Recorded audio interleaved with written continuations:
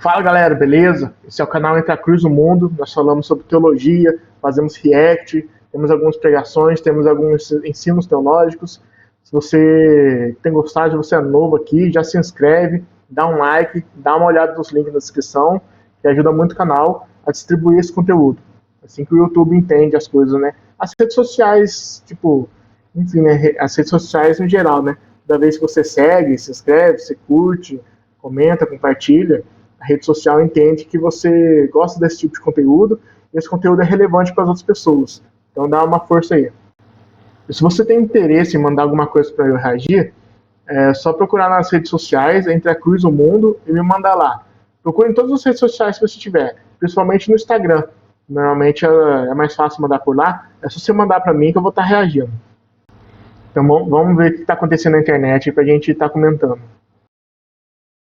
Luxúria, droga, bebida, traição. Luxúria, droga, adorar o diabo. Luxúria, droga, droga, droga. Ah, mano, bem assim mesmo. Quando você se converte, você tem uma cosmovisão cristã, você vê o mundo de maneira diferente, né? Não em todas as músicas do mundo, né, digamos assim, sejam ruins. Eu nem gosto de separar música gospel de não gospel, né? Música secular de música cristã. Eu gosto de separar como música boa e música ruim. Porque tem música que é gospel que é ruim e música não gospel, por assim dizer, que é boa. Né? Mas no caso é muito assim mesmo. Muitas músicas mais populares faz essas coisas, mano. Droga e não sei o que, e bebida, e farra. Não sei como que o pessoal gosta de escutar essas músicas de corno também, cara, é incrível. E aí o pior ainda, cara, é quando toca isso em criança perto, cara. Principalmente em festa de aniversário de criança. Aí não dá, mano. Aí cara, eu não consigo raciocinar isso. Como que você põe uma música dessas perto de criança, sabe? Porque a criança, ela escuta, ela absorve. A criança quer ser igual a você. Né? Então ela vai escutar aquilo que você escuta, vai ver aquilo que você vê, vai fazer aquilo que você faz. Você fica escutando isso, ela absorve as coisas. É igual quando você pega, né, o pessoal antigo tinha mania de pegar chupeta, molhar na cerveja e dar pra criança, né? Pra vangloriar. Nossa, meu filho tomou um golinho de cerveja e nem fez careta, né? Olha como meu filho é macho. Aí ele cresce e vira um alcoólatra, aí você fica chorando, e nossa, onde é que foi que eu errei? Errou nisso aí, cara, de ficar influenciando ele a beber cedo, né? Ah, mas influencia, só bebo perto dele. Ué, você tá influenciando. Então o seu filho ou ele vai crescer igual a você, ou ele vai crescer totalmente contrário a você, né? Porque provavelmente se ele ver você bebendo, ou ele vai querer beber também, ou ele vai querer se abster. Falar, nunca quero beber bebida alcoólica, porque eu vejo que isso faz mal pro meu pai, pra minha mãe, e não vou querer beber. Ou ele vai querer seguir seu exemplo e vai querer fazer também, né? Aí depois seu filho começa a fazer tudo essas coisas que as músicas dizem, aí você acha ruim, né? Cara, criança é uma esponja, ele absorve tudo que ele vê, tudo que ele ouve. É impressionante, cara. Então, papai e mamãe, cuidado com as coisas que você assiste perto dos seus filhos, cuidado com as coisas que você escuta perto dos seus filhos, cuidado com o que acontece nas festas de criança, porque tudo isso vai influenciar a vida adulta dele.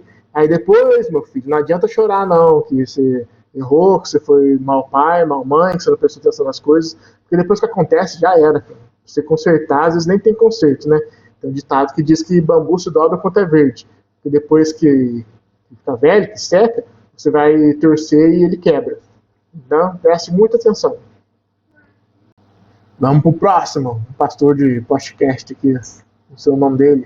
Sou muito ruim com o nome, cara. Eu vou saber o nome de muita gente que eu vou reagir aqui. Apesar de eu assistir bastante e conhecer, às vezes eu não sei o nome, cara. Sou muito ruim de nome. Texto, apresentar o texto para a comunidade, tá certo? Então, todos esses são pontos positivos. De ponto negativo... Deixa eu explicar o contexto aqui, né, que eu coloquei no meio aqui o corte, porque é muito grande. Ele está falando pontos positivos e negativos de igrejas. Ele chegou até a citar adventista antes, e aí ele citou a presbiteriana, né? Eu não vou deixar tocar os lados positivos, né? Tá falando da exposição do texto, né? De pregação expositiva, porque o lado positivo vou reagir, vou fazer o quê? Vou bater palma, né? Porque eu sou presbiteriano também, mas eu quero comentar aqui o que ele fala de negativo, ver se eu posso acrescentar, ver se eu posso corrigir, ver se eu posso até concordar, quem sabe, fazer o quê? As igrejas não são perfeitas, né? as pessoas, né? Eu não sou perfeito. Então vamos ver o que eu tenho a acrescentar, a dizer, ver se tem algum espantalho também, né? Tem muito isso em outras visões. Já que o irmão presbiteriano me fez a pergunta, eu acho que um ponto negativo é quando, e não é com todos os irmãos presbiterianos ou pastores, mas é quando o calvinismo é colocado acima de qualquer coisa. E, infelizmente, isso é um problema de muitos irmãos presbiterianos, né? Muitos irmãos presbiterianos. Não é todos, mas muitos. Então, assim, ó, realmente é um problema se colocar o calvinismo em cima de tudo, porque calvinismo não é Bíblia, certo? A Bíblia é a palavra de Deus, o resto é só a tentativa de explicá-la. Mas eu pessoalmente não conheço ninguém assim, mas na internet eu sei que existe.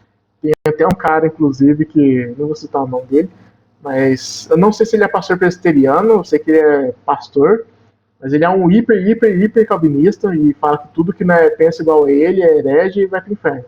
Até bloqueio ele das minhas redes sociais, que, cara, eu não suporto ele, cara. Porque o cara é muito. Não sei se é ruim falar essa palavra, ele é muito, sei lá, muito escroto, não sei.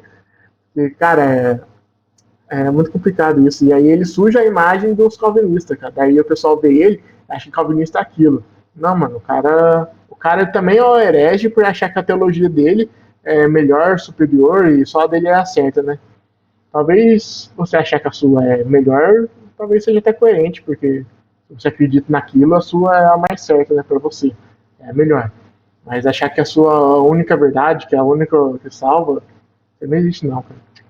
Se falar que calvinismo, arminianismo, né, reformado, pentecostal, essas coisas são herege, né? Você não sabe o que você está falando. Heresia é uma coisa muito séria, né, que anula, sei lá, a divindade de Cristo, que anula o cristianismo, que anula bases sólidas do cristianismo, né? Essas coisas são só visões teológicas divergentes, né? o supralapsarianismo, para mim, é uma heresia. Para mim, é um problema grave. Dizer que Deus decretou todas as coisas. Tudo. Então, uma heresia não é heresia, cara. Até porque tá na Bíblia, né? Fala que Deus escreveu todos os nossos dias quando a gente ainda estava no ventre da nossa mãe. Fala que Deus ele é soberano, né? E sobre a história. Tipo assim, acho que falta um compreendimento do paradoxo do que a soberania de Deus é a responsabilidade humana, né? Nossa livre agência, né? Nosso livre-arbítrio, por assim dizer, né? E, tipo assim, você é livre para fazer o que você quiser, sabe? Deus, ele não é um senhor de fantoche, né, que te controla. Você é livre para você fazer o que você quiser. Ao mesmo tempo que Deus é soberano e já decretou, sim, todas as coisas. Como que une essas coisas? É difícil, é complexo, é um paradoxo. Parece que é uma coisa contrária, mas na verdade elas andam juntos, certo? É mais ou menos o que aconteceu com o Faraó. Está escrito que Deus endureceu o coração de Faraó, mas também está escrito que Faraó endureceu seu coração. Então o que aconteceu? Foi Faraó que endureceu seu coração ou Deus que endureceu o coração de Faraó? Foram as duas coisas, certo? As duas coisas aconteceram, porque Faraó foi livre para endurecer o seu coração, ao mesmo tempo que Deus já decretou que Faraó iria endurecer seu coração. Então, tipo, isso é um paradoxo. Existe também a explicação de que Faraó endureceu seu coração e Deus entregou Faraó ao seu pecado para que ele endurecesse mais ainda o coração. Então Deus foi lá e endureceu mais ainda o coração de Faraó. Mesmo assim, é Deus intervindo nas coisas, Deus determinando as coisas. Eu não acho que isso é uma heresia. Na verdade, eu até concordo que Deus determinou todas as coisas, né? Tá na Bíblia. Tudo está decretado por Deus. Para mim é um problema. Porque um Deus que decretou tudo não pode mandar profeta, né? Um Deus que decretou tudo não pode socorrer. Então, por que Deus decretou não pode mandar profeta? Profeta, olha, profeta. Às vezes enrola a língua. Tipo assim, pode ter decretado? O profeta. Ele decretou as coisas, ele decretou o profeta. Agora estou falando errado. Profeta. Para poder intervir e tudo mais. Não vejo problema nisso. Deus determinar todas as coisas e determinar até a sua intervenção. Né? Mais ou menos o que aconteceu com Jesus, né? O pessoal estava pecando, tudo mais, e Deus mandou seu Filho único para resolver o problema do pecado, né? Tipo, ele interviu no seu projeto, né? Porque ele está socorrendo por quê? Se ele que decretou. Um Deus que decretou tudo não pode curar, né? Por que um Deus que decretou tudo não pode curar? Ele não pode ter determinado a doença para que a glória de Deus seja manifestada e assim ele curar essa pessoa, como por exemplo o que aconteceu na Bíblia, no Novo Testamento, quando Jesus estava andando por aí na terra, aí tinha um cara cego, os apóstolos foram lá e perguntaram: Jesus, mas quem pecou? Foi esse cara ou os pais dele, para que ele nascesse cego? E Jesus respondeu: nenhum nem outro. Ele nasceu cego para que a glória de Deus se manifestasse nele. Aí Jesus foi lá e se curou e a glória de Deus se manifestou. Então, o que acontece? Deus ele decretou que aquele homem nascesse cego. Aquele homem nasceu cego, viveu sua vida cego, até a fase adulta, né, provavelmente. E aí, para quê? Para que Jesus fosse lá e curasse ele, e a glória de Deus seja manifestada. O problema, eu acho que as pessoas elas não entendem, não sei se é por um ego humano, sabe? Ou a má compreensão de Deus, que Deus não pode decretar coisas que nós achamos ruim, como por exemplo uma doença, né? Porque se Deus decretar uma doença, Deus já não é bom mais. Tipo assim, por que não? Por que Deus não pode usar uma doença para glorificar a Ele, né? Para a pessoa se manter fiel a Ele mesmo na doença, para que a pessoa seja curada no final, ou até mesmo para a pessoa morrer e ser ceifada para a glória de Deus através daquela doença. Por que não? Né? E vou dizer de novo, Deus decretou que aquele homem nascesse cego. Para quê? Justamente para ele poder intervir em Jesus Cristo para curar aquele cego. Imagina se Jesus viesse e não tivesse cego, não tivesse coxo, né? Não tivesse nada para ser curado. Como que ele ia cumprir a profecia dele de que ele ia curar cego, de que os aleijados iam andar, de que os mortos iam ressuscitar? Certo? Não faz sentido. Deus ele decreta e Deus ele intervém. Já está como se ele decretasse a intervenção dele. Que ele vai curar o que ele mandou ficar doente? Sim. Ele vai curar aquele que ele mandou ficar doente. Foi exatamente isso que aconteceu em Jesus Cristo lá, o cego que eu acabei de falar. Então, a abordagem de Deus na Bíblia, ela é determinista ou intervencionista? E por que não pode ser os dois? Por que hora ele não pode determinar e hora ele não pode intervir? E por que não pode determinar a sua intervenção? Certo? Não sei por quê. Qual é o texto que ele usa para isso? Então é esse o chamado para a gente estudar a Bíblia a respeito desse viés. Então, quando você tem uma pegada exacerbada, né, desse viés que eu estou chamando de supra-lapsarianismo e tal, aí eu, na minha opinião, isso aí é um problema. Tá certo? É um ponto negativo, infelizmente. E o cessacionismo, né? O cessacionismo dos irmãos da igreja presbiteriana atrapalha também. O cessacionista é aquele que acredita que todos os dons, não é todos não, mas os dons de maravilhas, eles pararam, acabou, terminou. E aí você fala assim, qual é o texto para isso? Não tem texto. Não existe texto. Existe uma compreensão. Existe uma compreensão teológica que esses profecia, então, isso não existe mais, já acabou, porque já deu o que tinha que dar, já cumpriu o seu papel, não sei o quê. Mas isso não é uma doutrina bíblica da presbiteriana. É uma doutrina, é uma percepção teológica, uma posição teológica. É só perguntar, os dons cessaram. Qual que é o texto? Me fala o texto que os dons cessaram. Aí não tem o texto. Então, para mim, o cessacionismo é um ponto negativo. Aí ele falou, quais são os defeitos? Aqui agora a gente já vai falar de outras coisas, né? Mas realmente eu não vejo também uma base bíblica concreta do sensacionalista. Sensacionalista. Vou ver como é o nome. Cessacionismo. Né, quando os dons cessaram.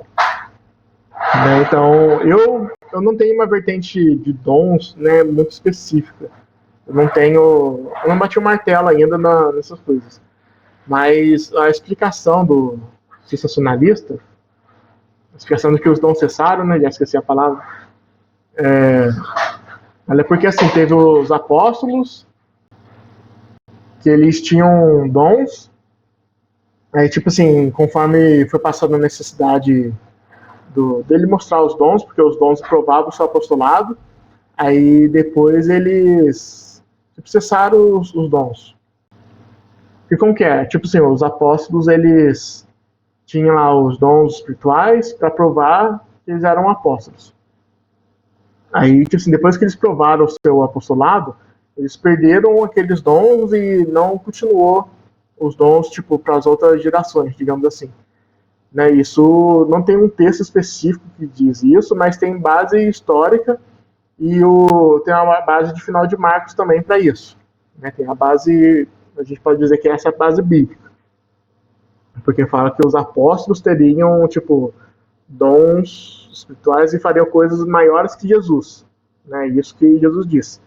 E aí acontece isso, né, os apóstolos curam bastante, né, tem bastante dons, né, a Bíblia fala que as pessoas elas sentavam à sombra de Pedro para Pedro curá-las. Então, tipo assim, era uma cura em massa, digamos assim. E isso não existe mais hoje, porque as pessoas não têm dom como hoje. Inclusive, Paulo recomenda para Timóteo, se não me engano, tomar uma taça de vinho para para melhorar o seu estômago e tudo mais. Porque ele poderia ter curado o Timóteo, mas os dons já estavam cessando e tudo mais. Então, essa é a explicação. Não que eles não acreditam em milagres. Os milagres ainda existem para cumprir um propósito, certo? Então ainda existe cura, ainda existe profecia, língua, sonho, mas para cumprir um propósito. Aí eu acho interessante essa visão porque hoje em dia a gente não vê, né? Tipo, essas curas em massa e tudo mais. Então realmente parece que os dons cessaram nessa equivalência. Porque os continuistas dizem que existem pessoas com dons, né? E aí eu tenho dificuldade de acreditar nisso também, porque justamente por causa dessa questão das curas em massa que tinha no tempo dos apóstolos. O pessoal tipo, ia naqueles lugares cheios de doente e curava geral. Era praticamente como ir no SUS hoje, na fila de SUS, e os caras saem curando. É sério, é praticamente isso. Porque tinha o lugar que as pessoas doentes ficavam, né? Pedindo esmola e tudo mais, e o pessoal ia lá e curava tudo direito. Eu já me cataloguei como sensacionista, né? Mas hoje eu acho que eu sou intervencionalista. Que é, tipo assim, Deus tem um propósito e vai intervir conforme o seu propósito. Então, tipo assim, o que eu acredito? A pessoa tá doente, eu oro pra a pessoa se curou. Não é que eu tenho necessariamente um dom de cura, mas Deus quis manifestar a cura na vida daquela pessoa e me usou para isso. Né? Então, tipo assim, eu tive os dons da cura naquele instante, mas não necessariamente que eu vou sair curando por aí. Né? E existe muito milagre, cara, em campo missionário, porque existe um propósito para aquilo. Por exemplo, eu já vi testemunho de línguas estranhas, real, sabe, de tipo, pessoa falar da sua língua materna e a outra entendendo a sua língua materna, e eles conseguem conversar sem saber a língua um do outro. Mas aí eles evangelizaram, tudo mais assim, e foi um milagre, certo? Igual em Atos 2. É essa coisa que, interpretação de línguas que eu acredito. Já vi testemunho de revelação em sonhos, que as pessoas tiveram sonhos com Jesus, quando os missionários chegaram e começaram a evangelizar, eles falaram, nossa, eu sonhei com esse cara que você está pregando aí, com Jesus e tudo mais.